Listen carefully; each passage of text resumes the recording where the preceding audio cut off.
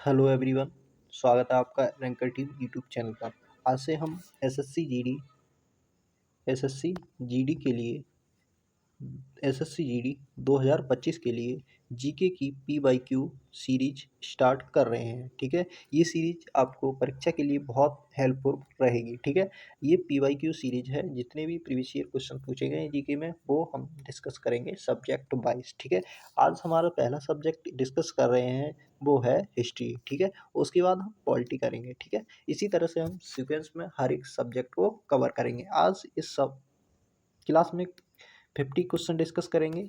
ठीक है, 50 question discuss करेंगे। ठीक है, तो स्टार्ट करते हैं क्लास के लिए। अगर क्लास को लाइक कर नहीं किया है तो वीडियो को लाइक करें और चैनल को सब्सक्राइब करें। ठीक है, तो आज का जो पहला प्रश्न कहता है, पहला प्रश्न हमारा कहता है कि भारतीय पुरातत्व का जनक किसे कहा जाता है। तो भारतीय पुरातत्व का जनक किसे कहा जाता है? अलेक्जेंडर कनिंघम को कहा जाता है। ठीक है, अब बात करें जॉन्स प्रिंसे की बारे में। तो ये क्या है, इन्होंने सबसे पहले जो अभिलेख क्या थे, अभिलेख अभिलेख अभिलेखों को सबसे पहले पढ़ा। तो किसने पढ़ा था? जॉन प्रिंसेस ने। ठीक है, जॉन प्रिंसेस ने पहले पढ़ा था। ठीक है, अगले प्रश्न की ओर चलते हैं।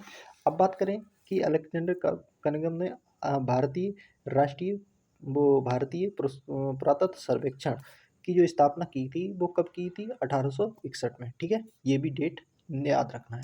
ठीक है, अगला प्रश्न कहता है हमारा कि हाँ, निम्नलिखित में से कौन भारत में पुरातात्विक महत्व का एक प्रापाषाण स्थल है? तो कौन सा प्रापाषाण स्थल हो जाएगा? ये हो जाएगा हुनसांगी। ठीक है, हुनसांगी क्या है? पुरातात्विक स्थल है। ठीक है, आगे चलते हैं। हुनसांगी क्या है? कर्नाटक में पड़ता है। कौन से राज्य में पड़ता है? कर्नाटक में। ठीक है, अब बुरझूम, मेहरगढ़ और ये क्या है? ये हमारे नवपाषाण कालीन स्थल है। ठीक है, याद रखना है। अगले प्रश्न की ओर चलते हैं। अगला प्रश्न कहता है प्राचीन काल में कामकार शब्द का संबंध से है। तो किससे है? ये है भूमिहीन खेतीगर मजदूरों से। भूमिहीन खेतीहर मजदूरों से ये शब्द का संबंध हो जाता है। ठीक है, ये परीक्षा में पूछा हुआ क्वेश्चन है। ठीक है, अगले प्रश्न की ओर चलते हैं। अगला प्रश्न कहता है कि लौह युग को यह नाम इसलिए दिया गया है क्योंकि इस समय के दौरान मध्य पूर्व और दक्षिण पूर्वी यूरोप में औजारों एवं हथियारों में मुख्य रूप से खालिस्तान यानी कि क्या किस जगह लोहे का इस्तेमाल किया जाता था। तो किसका इस्तेमाल किया जाता था? यहाँ पर हम कांसे का इस्तेमाल करते थे। किसका? लोहे की जगह पे कांसे का इस्तेमाल करते थे। ठीक है, याद रखना है, इम्पोर्टेंट है। अगले प्रश्न की ओर चलते हैं। माइक्रोलिथ डेडस का इस्तेमाल शुरुआती इंसानों द्वारा किया जाता है। यानी कि माइक्रोलिथ में क्या था? हमारे हमारे छोटे पत्थर के औजारों का इस्तेमाल किया जाता था। माइक्रोलिथ में किसका इस्तेमाल किया जाता? छोटे छोटे पत्थरों के औजारों का इस्तेमाल किया जाता था। ठीक है, याद रखना है, बहुत इंपॉर्टेंट है। मोहनजोदड़ो नाम का अर्थ भाषा में मृतकों का टीला है। ठीक है, तो कौन सी भाषा में मोहनजोदड़ो को मुर्दों का टीला कहा जाता है? तो ये कौन कौन सी भाषा में कहा जाता है? ये भैया कहा जाता है हमारा सिंधी भाषा में। किस भाषा में? सिंधी भाषा में। ठीक है, याद रखना है, कई बार परीक्षा में पूछा हुआ सवाल है। ठीक है, अगले प्रश्न की ओर चलते हैं। अगला प्रश्न कहता है निम्नलिखित में से प्राचीन भारत में कौन सी लिपि दाईं से बाईं ओर लिखी जाती थी? तो कौन सी लिखी जाती थी? खंगरोष्ठी। ठीक है, ये प्रश्न भी पूछा हुआ एसएससी जीडी परीक्षा में। ठीक है, अगला प्रश्न कहता है हमारा निम्नलिखित में से कौन सी सभ्यता अपने नगर नियोजन के लिए प्रसिद्ध थी? तो कौन सी थी वो?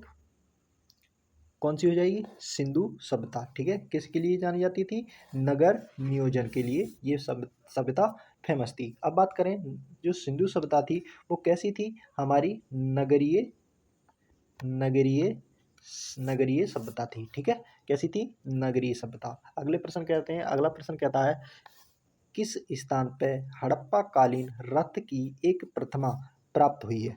तो ये कहाँ रथ की एक प्रतिमा प्राप्त हुई है? किसकी? रथ की प्रतिमा प्राप्त हुई है। कहाँ पर प्राप्त हुई है? दहमाबाद में, ठीक है। अब बात करें लोथल की, तो लोथल क्या था, एक गोदीवाड़ा था, यानी कि क्या था, बंदरगाह था, ठीक है। जुते हुए खेत और चूड़ियाँ ये कहाँ मिली हैं, ये कालीबंगा से मिली है। कहाँ से मिली है, कालीबंगा से मिली है, याद रखना। जुते हुए खेत के साक्ष्य और क्या, चूड़ियाँ, ये कहाँ से मिली है, कालीबंगा से, ठीक है। इस प्रश्न का आंसर क्या हो जाएगा, दहमाबाद, ठीक है। रथ की प्रतिमा कहाँ से मिली है, दहमाबाद से, ठीक है। अगर वीडियो को लाइक नहीं किया तो वीडियो को लाइक करें और चैनल को सब्सक्राइब करें और वीडियो को शेयर कर दें भैया, ठीक है। अगले प्रश्न की ओर चलते हैं। ऋग्वैदिक काल में रावी नदी को क्या कहा जाता था, तो रावी नदी को क्या कहा जाता था, ये आपको बताना है, ठीक है।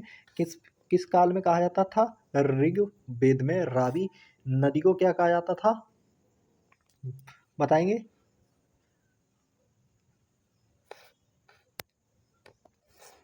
तो रावी नदी को क्या जाता था, परुषणी कहा जाता था, ठीक है। अब बात करें हम अस्कनी की, तो अस्कनी किसको कहा जाता था, ये सिंधु नदी को कहा जाता था, ठीक है।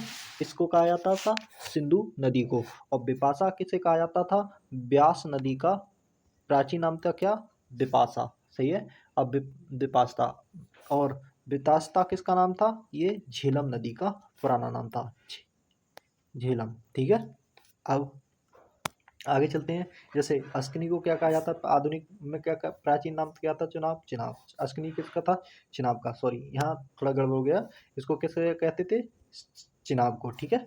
चिनाब कर लेना है, ठीक है। चिनाब। बिपाशा किसे कहा जाता था, ब्यास नदी को। बितास्ता किसे कहा जाता था, झेलम को। सदानीरा किसे कहा जाता, गंडक को। गोमती को क्या हो जाता था, गोमल, ठीक है। अगले प्रश्न की ओर चलते हैं। अगला प्रश्न कहता है, उपनिषदों का केंद्रीय विषय क्या था, ठीक है। तो उपनिषदों का जो केंद्रीय विषय क्या था, दर्शन और ज्ञान प्राप्त करना, क्या था, दर्शन एवं ज्ञान, ठीक है।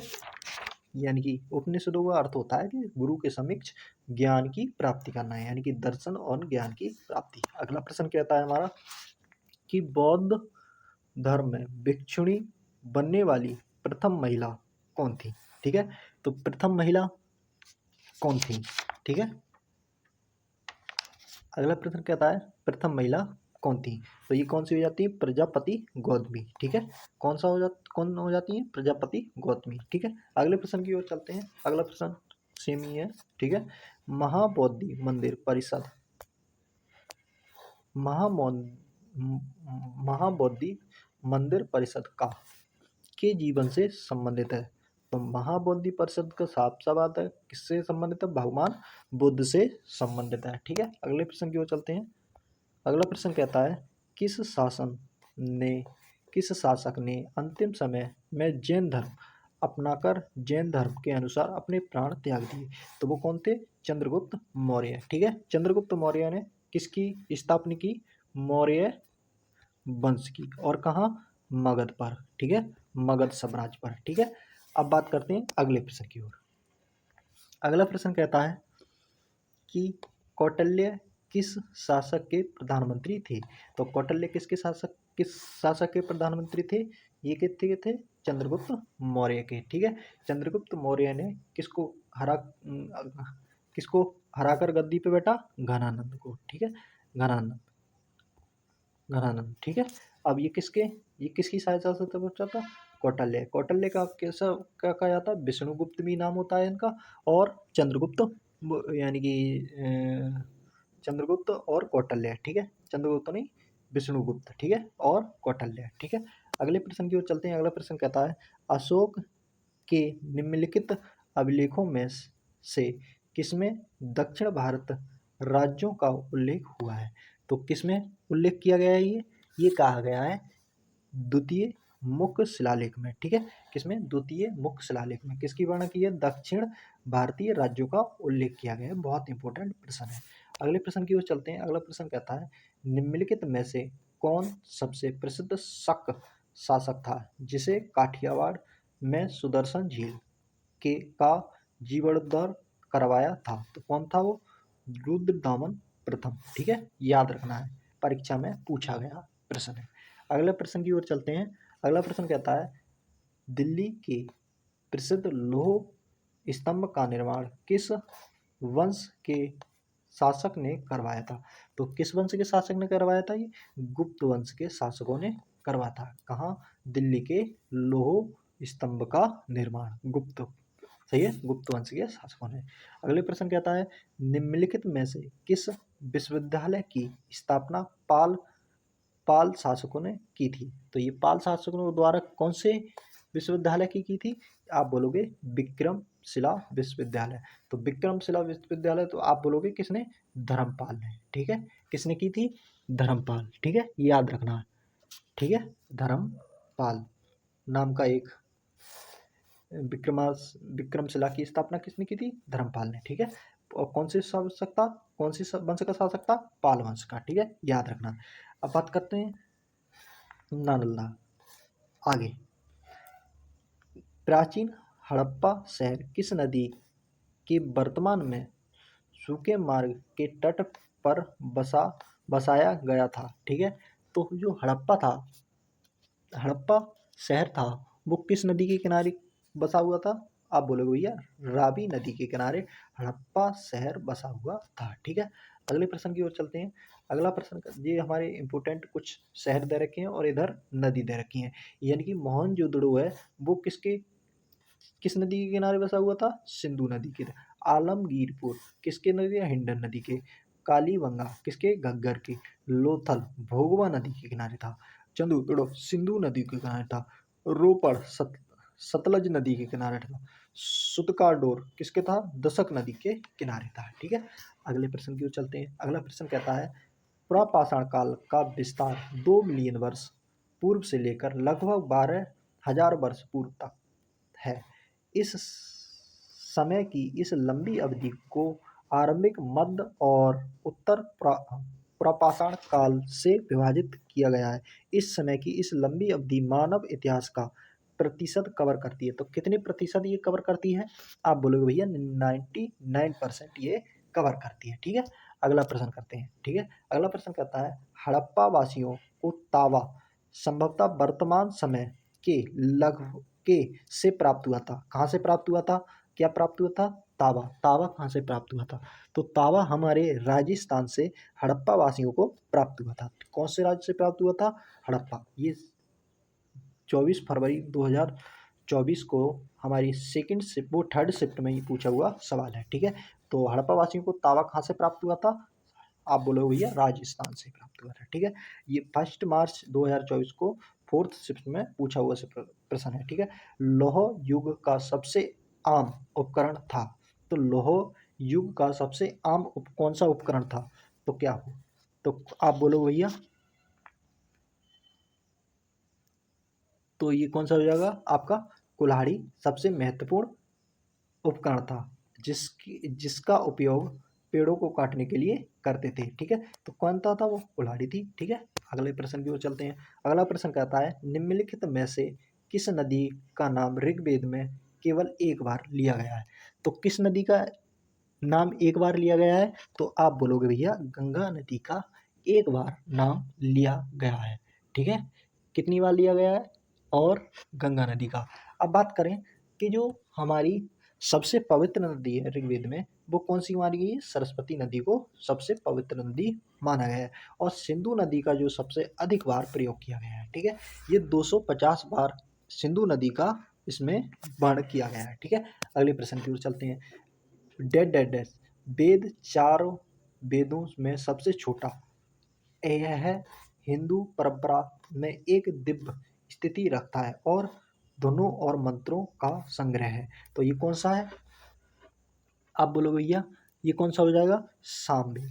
इसमें क्या है? धुन, यानी कि सामवेद में क्या है? संगीत के बारे में, धुन और मंत्रों के बारे में किया गया और ये सबसे छोटा भी है। कौन सा है वो? सामवेद, ठीक है। और सबसे पुराना वेद जो है वो कौन सा आएगा? ऋग्वेद।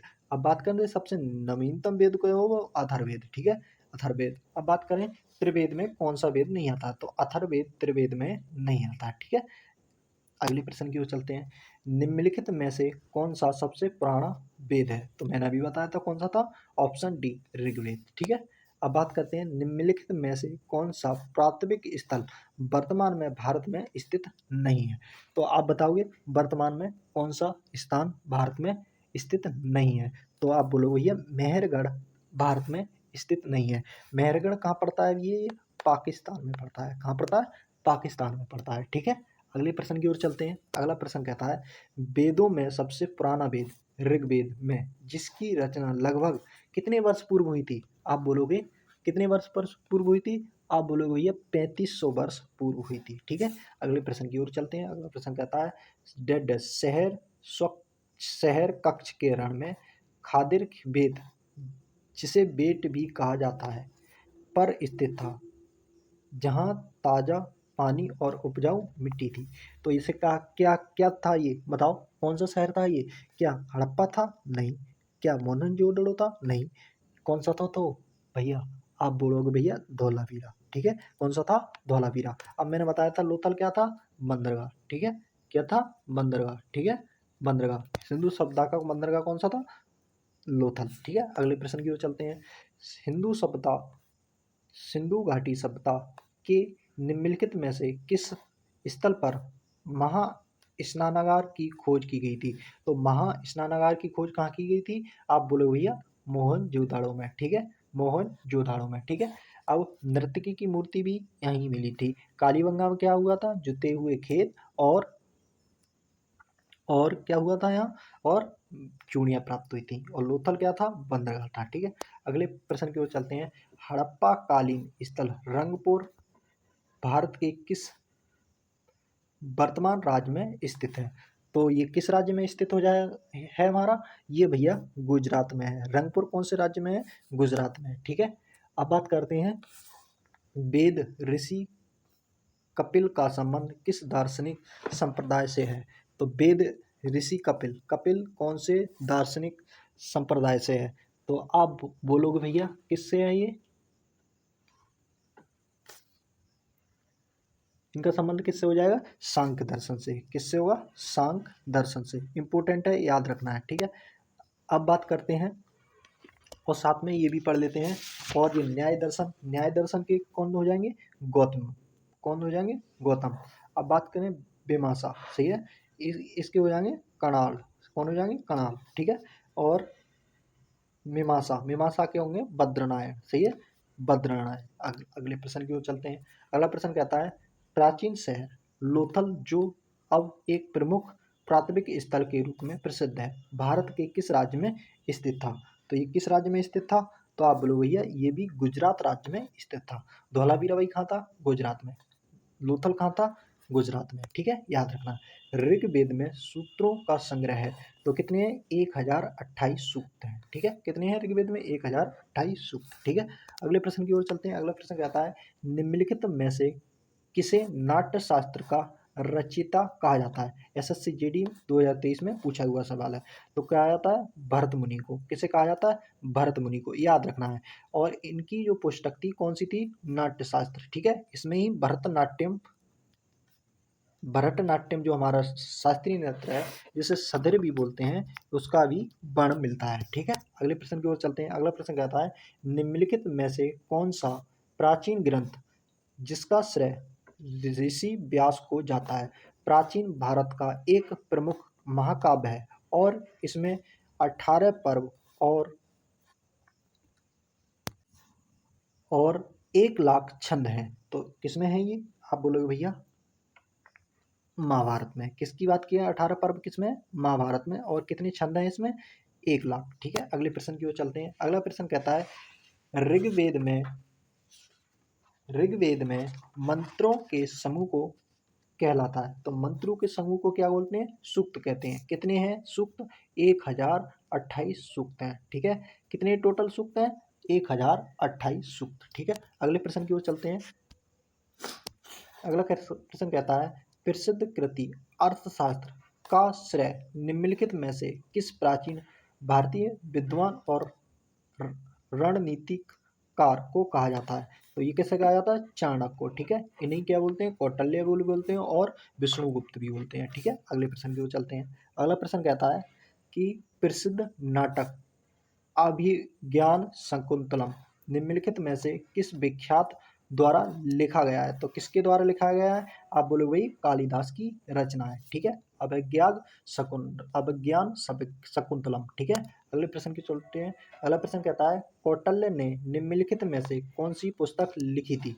तो कौटिल्य यानी कि विष्णुगुप्त यानी कि चाणक्य कौन सी लिखी थी? आप बोलोगे भैया अर्थशास्त्र, ठीक है, अर्थशास्त्र। अब बात करें मुद्रा राक्षस किसकी थी? तो आप बोलोगे भैया विशाख दत्त की पुस्तक हो जाएगी मुद्रा राक्षस। अब सुक्तावली, सुक्तावली की बात करें, ये बात करें इंडिका, इंडिका किसकी थी? ये थी मेगस्थिनी की। किसकी थी? मेगस्थिनी की, ठीक है। ये सुक्तावली थी सूरदास की, ठीक है। और सुक्तावली थी किस? सूरदास की। और इंडिका थी मेगस्थिनी की, ठीक है। ये किसके दरबार में आया था? ये वही आया था चंद्रगुप्त मौर्य के दरबार में, ठीक है। अगले प्रश्न की ओर चलते हैं। 12 मिहिर की रचना पंच सिद्धांत का खगोलीय सिद्धांत से संबंधित है। तो कितने खगोलीय सिद्धांत से संबंधित है? तो आप बोलो भैया 5 खगोलीय सिद्धांत से संबंधित है। अगला प्रश्न करते हैं सिकंदर ने किस वर्ष भारत पर आक्रमण किया? तो सिकंदर ने किस वर्ष भारत पर आक्रमण किया? तो ये कहाँ था? ये कब किया था? 326 ईसा पूर्व में, ठीक है। उस समय जो भारत का जो राज्य था वो यानी कि शासक था उत्तर भारत में नंद वंश का शासक था, ठीक है। लेकिन इसने किस पे आक्रमण किया था? इसने राजा पोरस को हरा दिया था। किने? राजा पोरस, ठीक है, को हरा दिया था, ठीक है। अगले प्रश्न की ओर चलते हैं। अगला प्रश्न कहता है हर्यक वंश के उस शासक का नाम बताइए जो अजातशत्रु का पुत्र था जिसने पाटलिपुत्र की नींव रखी। तो ये कौन हो जाएंगे? आपके उदयन हो जाएंगे। पाटलिपुत्र की नींव किसने रखी थी? उदयन ने। और ये किसका पुत्र था? ये था हमारा अजातशत्रु। हर्यक वंश को पितृहंता वंश भी कहा जाता है। क्या कहा जाता है? पितृहंता। क्योंकि इसमें क्या था? ये अपने पिता को मार के राज्य गद्दी प्राप्त करते थे, ठीक है। अगले प्रश्न की ओर चलते हैं। अगला प्रश्न कहता है राजगृह कई वर्षों तक मगध की राजधानी रहा। बाद में राजधानी को स्थानांतरित कर दिया गया था। तो कहाँ स्थानांतरित कर दिया था राजगृह से? राजगृह से कहाँ? पाटलिपुत्र स्थानांतरित कर दिया था, ठीक है। कहाँ कर दिया? पाटलिपुत्र। अगले प्रश्न की ओर चलते हैं। अगला प्रश्न कहता है निम्नलिखित में से कौन बज्जी महाजनपद राज्य की राजधानी थी? तो कौन सी थी? वैशाली, ठीक है। महाजनपद की बात करें तो टोटल कितने महाजनपद थे? टोटल 16 महाजनपद थे। अब इनका उल्लेखन कहाँ मिलता है? अंगुत्तर निकाय में मिलता है। अंगुत्तर निकाय, ठीक है। अंगुत्तर निकाय एक धार्मिक ग्रंथ था। इसमें क्या मिलते हैं? 16 महाजनपदों का वर्ण मिलता है, ठीक है। अब निम्नलिखित, अगला प्रश्न कहता है निम्नलिखित में से कौन सा 16 महाजनपदों में से एक नहीं था? तो हमारा क्या था?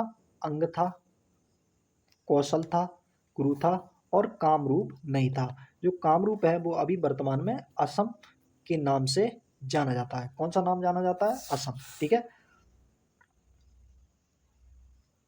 कौन सा राज्य है? असम राज्य, ठीक है, कामरूप, ठीक है। तो ऑप्शन नंबर बी हो जाएगा, ठीक है। अगले प्रश्न की ओर चलते हैं और यह लास्ट, आज का लास्ट सवाल है, ठीक है। बर वर्धमान महावीर जैन के अंतिम और तीर्थगर थे। तो ये कौन से थे? 24वें नंबर के और अंतिम तीर्थगर थे। अब बात करूं मैं फर्स्ट तीर्थगर कौन थे, ठीक है। इसके जैन धर्म के फर्स्ट तीर्थगर कौन थे? इस सवाल का जवाब आपको कमेंट बॉक्स में पिन करना है, ठीक है। सभी लोगों को इसका उत्तर देना है और क्लास आपको अच्छी लगी होगी। और ये प्रश्न टॉप 15 है जो हमारी परीक्षा में पूछे गए हैं, ठीक है। आपको ये प्रश्न आने चाहिए, ठीक है। और मिलते हैं, इसी तरह से हमारी सीरीज कंटिन्यू चली रहेगी, ठीक है। अभी हम हिस्ट्री डिस्कस करें अगली क्लास में, यानी कि हिस्ट्री के बाद हम पॉलिटी डिस्कस करेंगे, ठीक है। मिलते हैं नेक्स्ट क्लास में, तब तक के लिए जय हिंद।